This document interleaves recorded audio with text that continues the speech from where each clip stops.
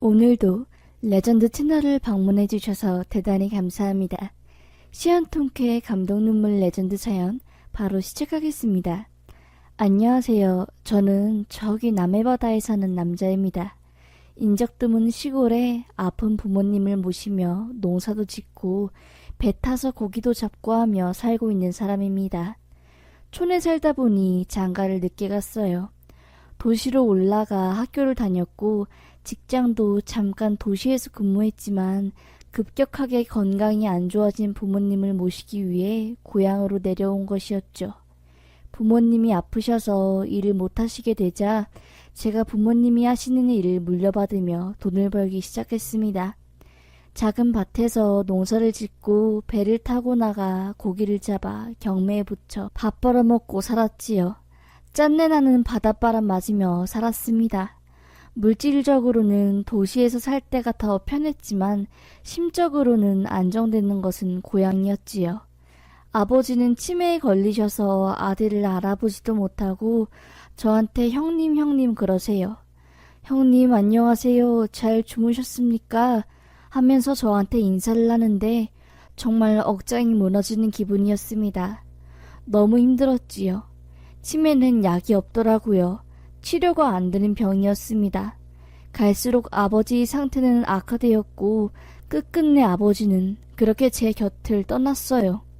내 삶이 전부인 거나 마찬가지였던 아버지는 저만 홀로 남긴 채 떠나신 거였습니다.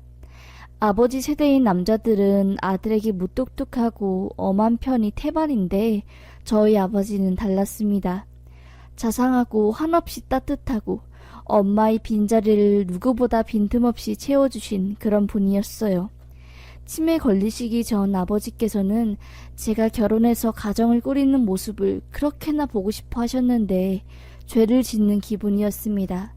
나 같은 촌에 사는 못남놈한테 누가 시집을 오냐고, 내가 여자라도 안 오겠다고, 그러니까 아버지 제발 장가가서 아이 낳으라는 소리 좀 그만하라고 하며 소리 지른 제가 너무나 불효자 같았어요. 그렇게 저는 아버지가 떠난 후 집에 웅크려 일도 안 나가고 배도 안 타니 제 사정을 전부 아시는 형님께서 저를 억지로 밖으로 끌고 나왔습니다. 너 그러고 있으면 하늘에 계신 아버지가 얼마나 속상해 하겠냐며 빨리 정신 차리고 일해서 가정 꾸려야겠지 않냐고, 하늘에서 아버지가 다 지켜보실 거라고 하며 저를 응원해 주었어요. 그렇게 저는 형님이 도움을 받아 일상생활을 다시 시작하게 되었습니다. 하루하루 지내던 중 형님께서 갑자기 국제결혼할 생각 없냐고 묻더라고요. 저는 무슨 국제결혼이에요. 저 같은 놈이 국제결혼 할 수 있을란가 모르겠어요. 괜히 여자들한테 피해주는 거 아니에요. 그리고 TV 보니까 외국 여자들 무섭던데 비자 받으려고 남자 통수치고 국제결혼도 함부로 할 짓 아니더라고요.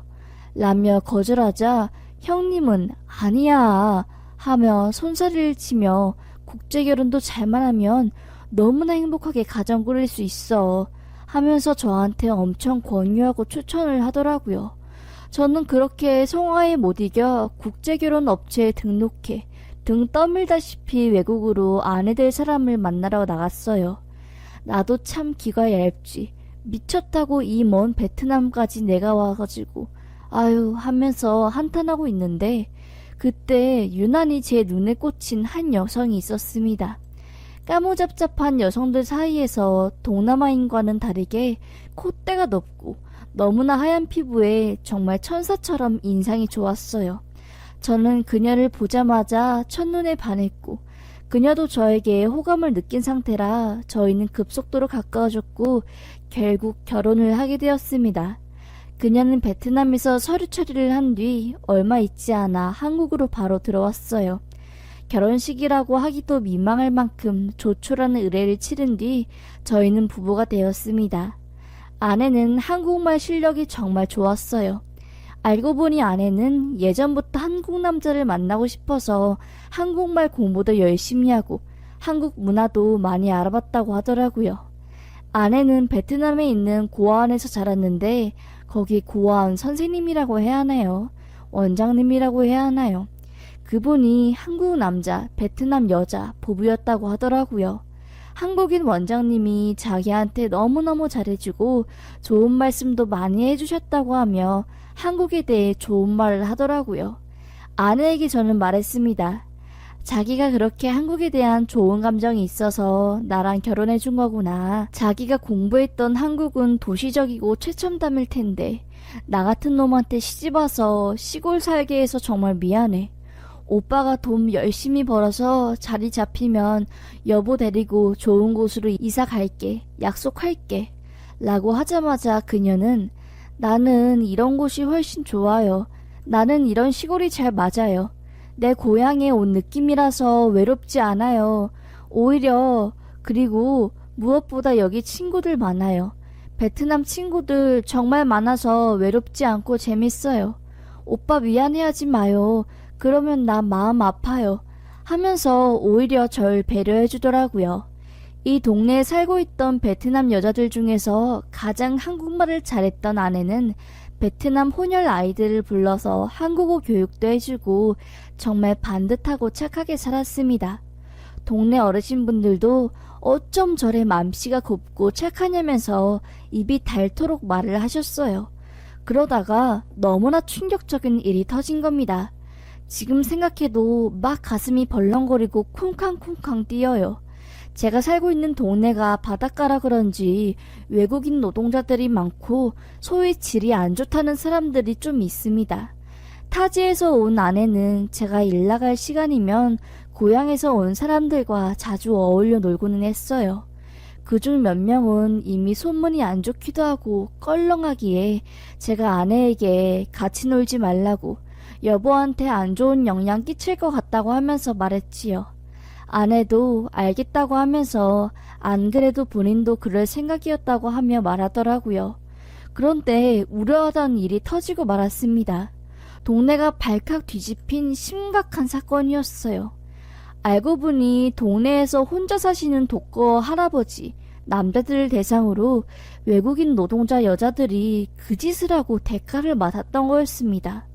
그 사실을 알게 된 아내는 고향 친구들이니 그런 짓 하지 말고 한국에서 떳떳하게 살라고 하며 충고를 했는데 그 패거리들이 아내를 냅다 패고 폭력을 쓴 거였습니다. 아내는 그 충격으로 병원에 입원할 정도였어요. 그 짓거리를 한 노인들 중엔 제 아내를 유난히 이뻐해주던 동네 이장도 있었습니다. 정말 충격이 도가니였어요. 아내는 몸과 마음의 상처를 입고 완전히 기가 죽게 되었습니다. 동네에서도 동네에 살고 있는 동남아 여자들 천박하고 더러운 사람이라고 엄청 욕해대고 장난 아니었습니다. 아무 죄 없는 와이프도 동남아 여자라는 이유로 동네에서 온갖 욕을 먹고 돌팔매질을 당했어요. 가장 아내를 심각하게 괴롭힌 사람은 앞집에 사는 70대 넘은 노인이었습니다. 그 노인은 제가 없는 시간을 틈타 아내를 집에서 끌고 와 더럽고 추악한 여자라고 마귀 같은 여자가 한국에 와서 남자들 망신시킨다면서 매질을 하고 마구잡이로 때렸습니다. 아내가 마당에서 70대 노인한테 마구잡이로 휘둘리고 있는 모습을 본 지나가던 아주머니께서 경찰에 신고하고 아내는 겨우 그 상황을 모면할 수 있었어요. 아내는 병원에서 치료를 받고 퇴원해 집에만 머물고 있었습니다. 한순간에 아내는 몸을 이리저리 굴리는 여자와 똑같은 취급을 받게 된 거였지요. 우리 아내는 오히려 동남아 친구들한테 그런 나쁜 짓 하지 말라고 말리다가 매질을 당한 사람인데 피해자는 오히려 우리 아내인데 더럽고 추악한 소문은 모두 아내를 향했습니다. 기진맥진해서 지쳐 쓰러져 있는 아내를 보니 눈물이 왈칵 나더라고요. 저는 아내에게 말했지요. 자기 괜찮아? 내가 그 여자들 안 좋은 짓 하고 다니는 것 같길래 자기도 그런 안 좋은 짓 따라서 할까봐 가까이 하지 말라고 했던 건데 기어코 여보가 피해를 입었네. 어떡하면 좋아. 그리고 70대 그 노인놈 지가 뭔데 내 와이프를 패? 지가 뭔데. 사건을 잘 알지도 못했으면서. 자기야 걱정하지 마. 자기 맞은 것만큼 내가 똑같이 복수해 줄 거니까 하면서 끓어오르는 분노를 표출했어요. 너무나 화가 났습니다. 도저히 화를 삭힐 수가 없었어요. 아내를 몸파는 동남아 여자와 똑같은 취급을 한 거는 100번 참고 넘어갈 수 있어요. 그런데 죄 없는 아내를 끌고 냅다 팬 거는 정말 이건 아니지 않나요? 그렇게 화를 내고 있을 때 갑자기 아내가 힘겹게 말을 하더라고요. 여보, 나는 괜찮아요. 우리 고향 베트남 친구들이 남자들한테 돈 받고 안 좋은 짓 하는 거, 그거 내가 말리고 싶었어요. 나 고아원에서 자랐을 때 우리 한국 원장님이 그랬어요. 몸은 귀하고 소중한 거니까 함부로 쓰면 안 된다고. 그래서 나는 내 친구들도 그러길 바랐어요.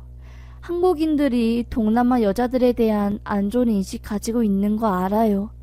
그래서 동네 사람들이 나한테 안 좋은 시선, 몸 굴리고 다니고 그렇게 내 친구들이 한 짓 나도 한 것처럼 오해해도 나는 괜찮았어요.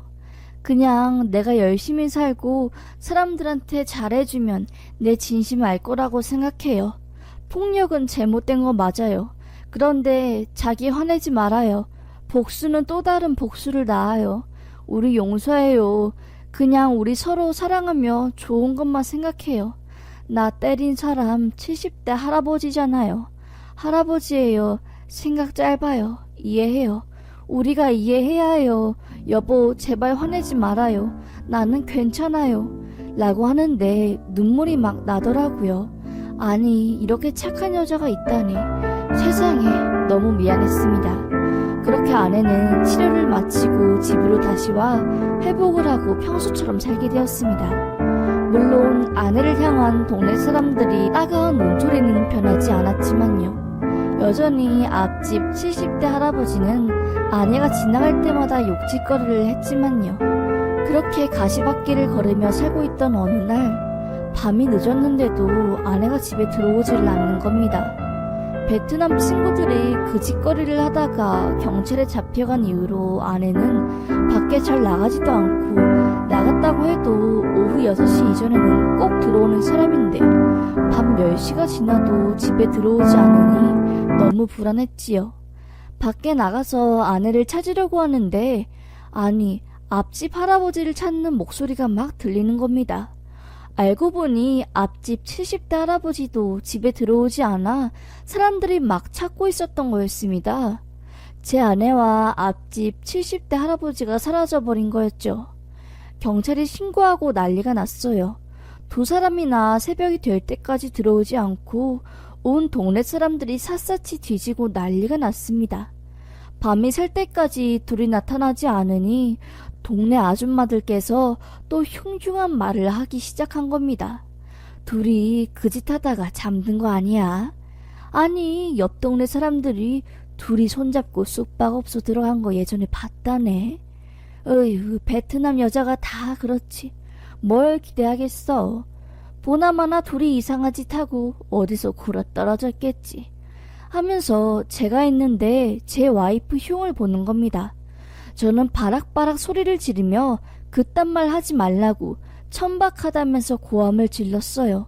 그렇게 하룻밤을 꼬박 새고 동네를 계속 뒤지고 있던 중 냉동 창고가 있는 쪽에서 아내의 신음소리가 희미하게 들려오는 겁니다. 하는 소리가 정말 아주 옅게 들려왔어요. 순간 내가 잘못 들은 건가 싶었지만 계속해서 그 냉동 창고 안에서 아내로 추정되는 여자의 희미한 목소리가 들리는 겁니다. 그 냉동 창고는 마을 공동으로 어업 작업한 것을 냉동해 놓은 창고였어요. 순간 정신이 번쩍 들면서 설마 와이프가 여기 있나 싶은 마음에 냉동 창고 문을 벌컥하고 열었어요. 그러자 제 눈앞에는 차마 믿을 수 없는 장면이 펼쳐졌습니다. 앞집에 사는 70대 노인과 아내가 알몸으로 껴안고 있었던 거였습니다.